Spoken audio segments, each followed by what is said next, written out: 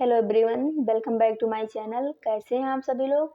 आशा करती हूँ आप सभी लोग ठीक होंगे। जैसा कि अभी तक जो हमारा बीएड प्रथम वर्ष है उसमें जो बुक हम लोग पढ़ रहे थे जिसका नाम है नॉलेज एंड करिकुलम ज्ञान एवं पाठचर्या, उसमें हम लोग अब तक 7 अध्याय पढ़ चुके हैं। 8वां अध्याय पढ़ रहे थे जिसका नाम है इस्लामी शिक्षा दर्शन। 8वें अध्याय का हमारा पार्ट 1 हो चुका है।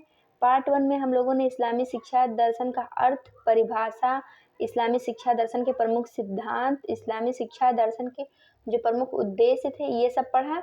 आज हम लोग इस 8वें चैप्टर का पार्ट 2 देखेंगे जिसमें हम लोग पढ़ेंगे इस्लामी शिक्षा दर्शन के अनुसार पाठ्यक्रम किन स्तरों पर विभाजित था, पाठ्यक्रम के क्या प्रकार थे, शिक्षण विधियों के कौन कौन से प्रकार थे और इस्लामी शिक्षा दर्शन की जो प्रमुख विशेषताएं थी वो सब क्या थी। तो आज हम लोग ये सब जानेंगे। तो आइए हम लोग देखते हैं इस्लामी शिक्षा दर्शन के अनुसार जो पाठ्यक्रम था वो कैसा था। इस्लाम शिक्षा दर्शन के अनुसार जो पाठ्यक्रम था वो 2 स्तरों पर विभाजित था। पहला मकतब, दूसरा मदरसा। मकतब जो थे वो प्राथमिक शिक्षा के केंद्र थे और जो मदरसे थे वो उच्च शिक्षा के केंद्र थे। मकतब में बच्चों को सामान्य जानकारी जैसे कुरान की कुछ आयतें और वर्णमाला के कुछ अक्षरों का ज्ञान कराया जाता था और मदरसों में उच्च शिक्षा की व्यवस्था थी। तो हम लोग थोड़ा सा मकतब के बारे में जानते हैं, फिर मदरसा के बारे में जानेंगे। तो हम लोग जानते हैं मकतब क्या थे। मकतब प्राथमिक शिक्षा के मुख्य केंद्र थे। इनमें सर्वप्रथम बालक को वर्णमाला के अक्षरों का ज्ञान कराया जाता था। उसके पश्चात कुरान की कुछ आयतें कंठस्थ कराई जाती थी। साधारणतया बालक को पढ़ने लिखने और साधारण अंक गणित के साथ सुलेख पर भी बल दिया जाता था। बालक का नैतिक और चारित्रिक विकास करने के लिए बोस्ता और गुलिस्ता का अध्ययन कराया जाता था। तो ये रहा मकतब। अब हम लोग देखते हैं मदरसों में किस प्रकार की शिक्षा दी जाती थी। मदरसा उच्च शिक्षा का केंद्र था। उच्च शिक्षा के पाठ्यक्रम अत्यधिक विस्तृत थे। इसमें धार्मिक शिक्षा के अंतर्गत कुरान की आयतें कंठस्थ कर उनका सूक्ष्म और आलोचनात्मक अध्ययन कराया जाता था। इसके अतिरिक्त सूफी संतों के सिद्धांत, इस्लामिक कानून आदि का अध्ययन करना पड़ता था। लौकिक शिक्षा के अंतर्गत छात्रों को अरबी और फारसी भाषाओं का साहित्य एवं व्याकरण, कृषि, गणित, भूगोल, कानून, नीतिशास्त्र, ज्योति दर्शन शास्त्र, अर्थशास्त्र आदि विषयों की शिक्षा दी जाती थी। इस प्रकार कहा जा सकता है कि इस्लामिक शिक्षा दर्शन में शिक्षा का पाठ्यक्रम अत्यंत बृहद एवं व्यापक था। यह समाज, देश और मनुष्य के नैतिक जीवन के लिए अत्यंत उपयोगी था। तो ये रहा हमारा इस्लामी शिक्षा दर्शन के अनुसार जो शिक्षा का पाठ्यक्रम था वो। अब हम लोग देखेंगे इस्लामी शिक्षा दर्शन के अनुसार शिक्षण विधियाँ, किस प्रकार की शिक्षण विधियाँ उस समय प्रचलन में थी। अगर आप लोग लिखना चाहते हैं तो लिख सकते हैं। तो जो पहली शिक्षण विधि थी वो थी भाषण या उपदेश विधि। हम लोग जानते हैं भाषण या उपदेश विधि क्या है, इनके माध्यम से किस प्रकार शिक्षा दी जाती थी। उच्च शिक्षा की शिक्षण विधि मौखिक थी। मदरसों में शिक्षा देने के लिए शिक्षक भाषण विधि का प्रयोग करते थे। भाषण की विकसित विधि उपदेश विधि है। इस्लामी शिक्षा में उपदेश देने के लिए पैगंबर एवं ज्ञानी पुरुष बताए गए हैं। इस विधि के द्वारा मोहम्मद साहब के उपदेशों को छात्रों के माध्यम से जन सामान्य तक पहुँचाने का प्रयत्न किया जाता था। अतः उपदेश देना व लेना इस्लामी शिक्षा की प्रमुख शिक्षण विधि मानी जा सकती है। तो ये रहा हमारा भाषण या उपदेश विधि। अब हम लोग अपनी दूसरी शिक्षण विधि देखेंगे जो है अनुकरण विधि। इस्लामी शिक्षण विधि में अनुकरण विधि का विशेष महत्व है। अनुकरण मनुष्य की प्रवृत्ति है। इस्लामी शिक्षा दर्शन में अनुकरण विधि का प्रयोग मकतबों से ही शुद्ध हो जाता था। शिक्षक छात्रों को कुरान की आयतों को कंठस्थ कराते थे। छात्र यह कार्य बार बार दोहराता था। छात्र शिक्षक द्वारा किए गए कार्यों को देखकर उसका अनुकरण करते थे और धीरे धीरे वह शिक्षक द्वारा बताए गए कार्यों को सीख जाते थे। मतलब अनुकरण के माध्यम से जैसा जैसा शिक्षक करता था बालक भी उनका अनुकरण करके ठीक उसी प्रकार कार्य करता था। अब हम लोग जानेंगे हमारी जो अगली विधि है वो है पुस्तक अध्ययन विधि। इस्लामी शिक्षा दर्शन में पुस्तक अध्ययन विधि भी महत्वपूर्ण स्थान था। इस्लामी शिक्षा का प्रारंभ ही पुस्तक अध्ययन से होता था। इस्लामी धर्म दर्शन में कुरान शरीफ एक पवित्र धर्म ग्रंथ माना गया है जिसको पढ़ने की हिदायत सभी मनुष्यों को दी गई है। धर्म जिज्ञासा की पूर्ति हेतु व्यक्ति स्वयं ही कुरान का अध्ययन करते थे।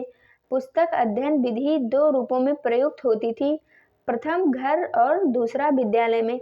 यह विधि उच्च शिक्षा के स्तर पर अधिक प्रयोग में लाई गई। मतलब जो पुस्तक अध्ययन विधि थी वो उच्च शिक्षा में अधिक प्रयोग की जाती थी। अब हम लोग अपनी अगली शिक्षण विधि जानेंगे जो है समीक्षा एवं तर्क विधि। तो हम लोग जानते हैं समीक्षा एवं तर्क विधि, इसका प्रयोग कैसे होता था। इस्लामी शिक्षा दर्शन में विभिन्न मतों जैसे सूफी, रहस्यवादी, अशअरी, धर्मवादी, वस्तुवादी आदि के विभिन्न दृष्टियों को स्पष्ट करने में समीक्षा एवं तर्क विधि का प्रयोग किया जाता था। इस्लामी शिक्षा दर्शन में उन विधियों का प्रयोग दर्शन के गूढ़ विषय थे उनके शिक्षण में किया जाता था। अब हम लोग अपनी अगली शिक्षण विधि देखेंगे जो है यात्रा एवं समारोह विधि। इस विधि से किस प्रकार शिक्षा दी जाती थी। इस्लामी शिक्षा दर्शन में विभिन्न समारोहों एवं यात्रा के माध्यम से भी शिक्षा प्रदान की जाती थी। उस समय मस्जिद, ईदगाह, अनेक मुस्लिम तीर्थ स्थलों पर एकत्र होकर तथा कक्षा समारोहों में भाग लेकर भी इस्लामी शिक्षा दी जाती थी। मक्का और मदीना की यात्रा में भी इस्लामी शिक्षा देने का कार्य किया जाता था। इसी प्रकार ईद, बकरीद, मुहर्रम, बारावफात आदि त्योहारों पर भी मुस्लिम शिक्षा प्रदान की जाती थी। तो ये रहा हमारा यात्रा एवं समारोह विधि द्वारा शिक्षा, मतलब किस प्रकार से समारोहों के माध्यम से भी शिक्षा दी जाती थी और यात्राओं के माध्यम से भी शिक्षा दी जाती थी।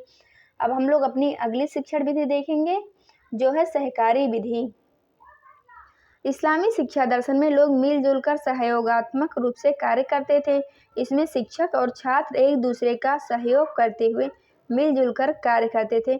शिक्षक कभी कभी अपनी सहायता के लिए उच्च कक्षा के योग्य छात्रों से सहायता लेते थे, जिससे शिक्षा का काम सरल हो जाता था। इस प्रकार स्पष्ट है कि इस्लामी शिक्षा में सहकारी विधि से काम लिया जाता था। मतलब अगर शिक्षक चाहें तो जो कुशाग्र बुद्धि के बालक हैं उनसे भी सहायता ले सकते थे शिक्षण में। अब हम लोग जानेंगे अपनी अगली विधि जो है व्यवहारिक विधि। हम लोग देखेंगे व्यवहारिक विधि के माध्यम से किस प्रकार शिक्षा दी जाती है। इस्लामी शिक्षा दर्शन में सैद्धांतिक विधियों के प्रयोग के साथ साथ व्यवहारिक शिक्षण विधि का भी प्रयोग किया जाता था। यात्रा की क्रिया, नमाज की क्रिया, धर्म प्रचार व उपदेश की क्रिया आदि व्यवहारिक शिक्षण विधि के अंतर्गत आते हैं। व्यवहारिक शिक्षण विधि में विभिन्न प्रकार के कला एवं व्यवसायिक शिल्प संबंधी ज्ञान आते हैं। नृत्य, संगीत, कला, मनोरंजन, सांस्कृतिक कार्यक्रम आदि व्यवहारिक शिक्षण विधि के अंतर्गत ही प्रयुक्त होते थे। तो ये रहा हमारा व्यवहारिक शिक्षण विधि। तो जो हमारी इस्लामी शिक्षा दर्शन की शिक्षण विधियाँ थी वो भी समाप्त हुई। अब हम लोग अपना अगला टॉपिक देखते हैं जो है इस्लामी शिक्षा की विशेषताएं। ये जो हमारा 8वां चैप्टर है उसका आखिरी टॉपिक है। इसके बाद हम लोग अपना 9वां चैप्टर पढ़ेंगे जिसका नाम है महात्मा गांधी। उनके अनुसार देखेंगे शिक्षा किस प्रकार दी जानी चाहिए। तो अब हम लोग देखते हैं इस्लामी शिक्षा की विशेषताएं। जो पहली विशेषता थी वो थी व्यवहारिक शिक्षा। अब हम लोग जानेंगे कि व्यवहारिक शिक्षा किस प्रकार से इस्लामी शिक्षा दर्शन की मेन विशेषता थी, उसको हम लोग जानते हैं। इस्लामिक शिक्षा केवल शिक्षा के लिए ही नहीं अपितु व्यवहारिक जीवन के लिए भी थी। परलोक और पुनर्जन्म में विश्वास न करने के कारण मुसलमान शिक्षा को आध्यात्मिक विकास और मोक्ष प्राप्ति का साधन नहीं मानते थे। उनका विश्वास था कि जीवन केवल इसी संसार में है और इसलिए शिक्षा द्वारा व्यक्ति को इस जीवन के लिए तैयार किया जाना चाहिए। इस विचार से प्रेरित होकर उन्होंने शिक्षा को व्यवहारिक रूप प्रदान किया। तो ये रहा हमारा पहला विशेषता व्यवहारिक शिक्षा। अब हम लोग दूसरी विशेषता जानेंगे क्या थी, निःशुल्क शिक्षा। ये भी इस्लामी शिक्षा की प्रमुख विशेषता थी। मकतबों और मदरसों में निःशुल्क शिक्षा व्यवस्था थी। उनमें शिक्षा प्राप्त करने वाले छात्रों से किसी भी प्रकार का शुल्क नहीं लिया जाता था। इस शिक्षण संस्थाओं के व्यय का संपूर्ण भार इनके स्थापित करने वाले और संचालित करने वाले शासकों या धनी व्यक्तियों द्वारा वहन किया जाता था। मतलब जो शिक्षा थी उस समय की वो एकदम निःशुल्क थी। अब हम लोग अपना अगला देखेंगे व्यवहारिक संपर्क। जो हमारा अगला विशेषता है वो है व्यक्तिगत संपर्क या व्यवहारिक संपर्क। प्राचीन भारतीय शिक्षा पद्धति के समान मुस्लिम शिक्षा पद्धति में भी गुरु और शिष्य का व्यक्तिगत संपर्क था।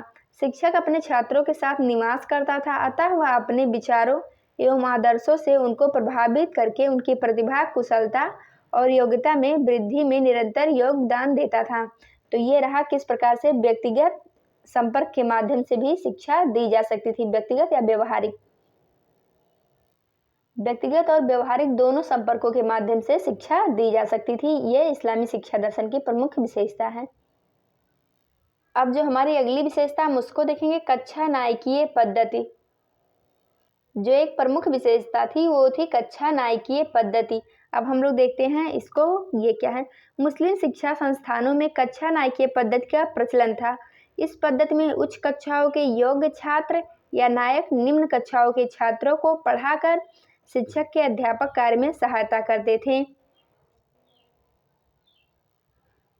मुसलमानों ने इस पद्धति को अपनी सुविधा के लिए प्राचीन भारतीय शिक्षा से ग्रहण किया था।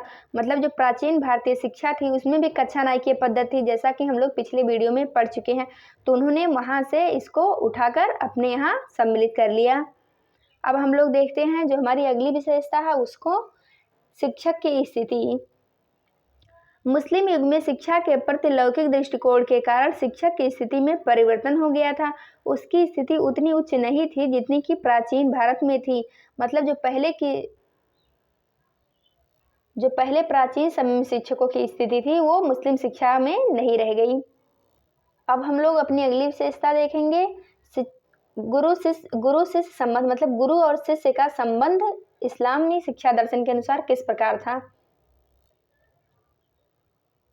शिक्षक छात्रों के साथ स्नेह एवं पुत्रवत व्यवहार करता था। जिन मदरसों से छात्रावास संलग्न थे उनमें शिक्षक और छात्रों का निकट और निरंतर संपर्क रहता था। शिक्षक पग पग पर छात्रों का पथ प्रदर्शन करता था, उनके मस्तिष्क को ज्ञान के प्रकाश से अवलोकित करता था और प्रशंसा एवं निंदा का प्रयोग करके उनमें अच्छी आदतों और अच्छे चरित्र का निर्माण करता था। मतलब एक प्रकार से कह सकते हैं जो गुरु और शिष्य संबंध थे वो बहुत ही मित्रवत थे। अब हम लोग जानेंगे अपनी जो अगली विशेषता है उसको, शिक्षा का संरक्षण। अब हम लोग देखेंगे शिक्षा का संरक्षण क्या है। यह तथ्य निर्विवाद है कि संपूर्ण मुस्लिम काल में शिक्षा को राज्य का संरक्षण प्राप्त हुआ। साथ ही इस कथन में विवाद रहित है कि लगभग सभी मुस्लिम शासकों ने मकतबों और मदरसों की स्थापना करके शिक्षा के प्रति अपने प्रेम और उदारता का परिचय दिया। तो ये रहा शिक्षा का संरक्षण, जो इसकी विशेषता थी इस टाइम में कि मतलब शिक्षा एक प्रकार से निःशुल्क दी जाती थी। शिक्षा का जो संपूर्ण खर्च था वो जो उसका संचालन करता था वो देता था। अब हम लोग देखते हैं हमारी जो अगली विशेषता वो शिक्षा की अनिवार्यता। किस प्रकार से शिक्षा अनिवार्य रूप से लागू थी। मुसलमानों द्वारा शिक्षा को व्यक्ति के जीवन के लिए 3 मुख्य कारणों से अनिवार्य माना जाता है। पहला, कुरान शरीफ में ज्ञान प्राप्त करना प्रत्येक व्यक्ति का कर्तव्य बताया गया है। दूसरा, मुसलमानों द्वारा मोहम्मद साहब के इस कथन में विश्वास किया जाता है, जो छात्र ज्ञान की खोज करता है उसे ईश्वर स्वर्ग में उच्च स्थान प्रदान करता है। तीसरा, इस्लाम धर्म में कहा गया है, जो मनुष्य ज्ञान प्राप्त करता है वह धार्मिक कार्य करता है, जो ज्ञान की बात करता है वह ईश्वर की प्रशंसा करता है, जो ज्ञान की खोज करता है वह ईश्वर की उपासना करता है। इस प्रकार की धार्मिक पृष्ठभूमि में शिक्षा को व्यक्तित्व के लिए अनिवार्य समझा गया। यही कारण था कि सभी मुस्लिम शासकों ने मकतबों और मदरसों की स्थापना करके निःशुल्क शिक्षा की व्यवस्था करके जनसाधारण के लिए शिक्षा को अधिक से अधिक सुलभ बनाने का प्रयत्न किया। तो एक प्रकार से कह सकते हैं कि ये मुस्लिम जो शिक्षा दर्शन था उसकी एक प्रमुख विशेषता थी। जो हमारी अगली विशेषता वो है सांस्कृतिक एकता में अभिवृद्धि। इसको हम लोग देखते हैं। मुस्लिम शासन के आरंभ में मकतबों और मदरसों में प्रदान की जाने वाली शिक्षा केवल मुसलमानों तक ही सीमित थी और उनमें हिंदुओं के प्रवेश पर प्रतिबंध था। लेकिन बाद में चलकर यह प्रतिबंध हटकर सभी जातियों के हिंदुओं और मुसलमानों में पारस्परिक संबंध स्थापित किया गया। तो ये रहा हमारा मुस्लिम शिक्षा की विशेषताएं। आज के लिए बस इतना ही। ये चैप्टर हमारा यहीं पर ख़त्म होता है। जो बची विशेषताएं हैं उनको आप लोग देख लीजिएगा। अब जो हमारा नेक्स्ट वीडियो होगा उसमें हम लोग अपना अगला चैप्टर पढ़ेंगे जो है महात्मा गांधी। तब तक के लिए जुड़े रहिए हमारे साथ। जय हिंद।